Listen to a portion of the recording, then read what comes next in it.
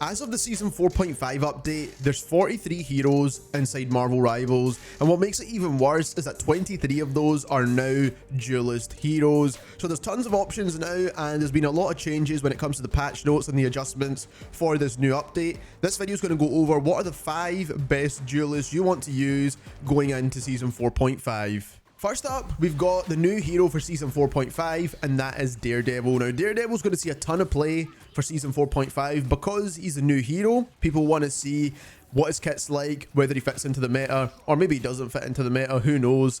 But also, he's a very popular Marvel character on top of that from the comic books or even the TV show. So obviously, he's going to see a ton of play regardless. Now, in terms of how he actually plays, I think the best example I can give you is he's very close to Iron Fist. He plays very similar. His mobility is almost as good.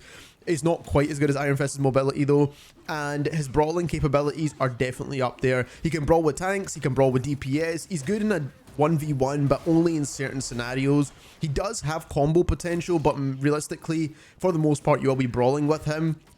And his combos are pretty decent too. He does have a ranged combo, and he can also deflect attacks back as well. Now, you can also see through walls, which I don't think is one of the best parts of his kit. It is something that makes him slightly different, but again, it's not going to make it game breaking in any way. Now, when it comes to his ultimate's pretty decent too. Not the strongest DPS ultimate in the game, I will not say it is, but it's definitely going to allow you to get a couple extra kills and maybe pair it with some other ultimates to combo them in. But overall, Daredevil's going to see a ton of play, and I think he's pretty solid.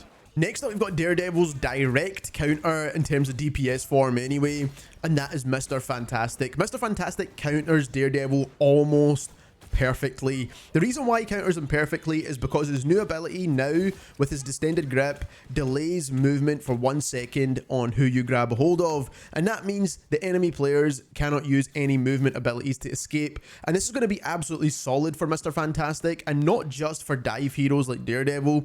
But I want to quickly talk about that counter with Daredevil first, because Mr. Fantastic is also a brawl hero as well, right? He's in the front line, he's brawling with the tanks, he's got extra HP, and that is exactly what Daredevil's good at as well. But Mr. Fantastic has way more HP, and also he can stop you moving at the exact same time. His survivability is through the roof, and his ultimate is actually pretty decent at keeping him alive just a little bit longer as well. So overall, Mr. Fantastic's a solid pick. But not just to mention, I do want to talk about the flying heroes right now, because the flying heroes did get a bit of a nerf. Ultron as well as Human Torch as well, whereas their survivability is just not going to be nearly as good anymore, and Mr. Fantastic can easily counter them out of the sky by giving them that 1 second movement delay and allowing them to combo in extra attacks. So overall, I think Mr. Fantastic, when it comes to Season 4.5, he's going to be a very versatile hero that you can use in almost any situation and do really well with. Season 4.5 is definitely the season for ninjas, because Psylocke is up next, and Psylocke is great at singling out enemies, especially in the backline, and focusing supports and taking them out super quickly. Her movement overall is absolutely insane. Now, you can get spotted by a Daredevil if you go invisible, but you're not going to be invisible for too long with Psylocke anyway.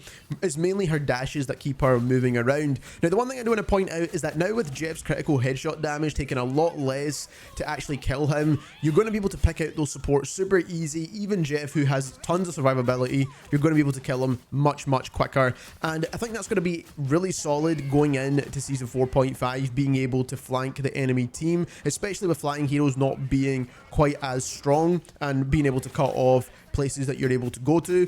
But also, her ultimate now got buffed, where it now just deals so much more damage. I think Psylocke's ultimate for Season 4.5 is one of the highest DPS damage ultimates in the entire game, and for that reason she has to be on this list, because she's able to wipe out almost entire teams with one ultimate, because she does that much damage. And if she got damage boosted on top of that, I think this could actually go crazy. Next up, we've got Hela. Now, Hela's always up there in terms of some of the best DPS in the game. That's just because her poke damage at range is just ridiculously good. She's got some of the highest damage output potential in the entire game, and that is very useful against all kinds of heroes. Now, against dive heroes, you can sit back and snipe shots at them.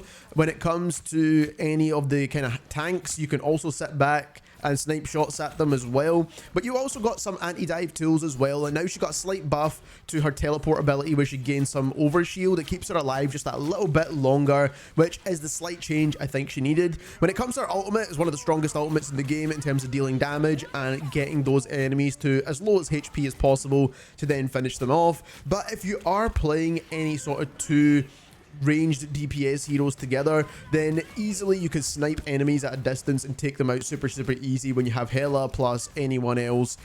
And that hero needs to be Namor. Now, Namor's great against dive, which makes him really solid, and obviously Daredevil's a dive hero, so we're going to be seeing a lot of Namor.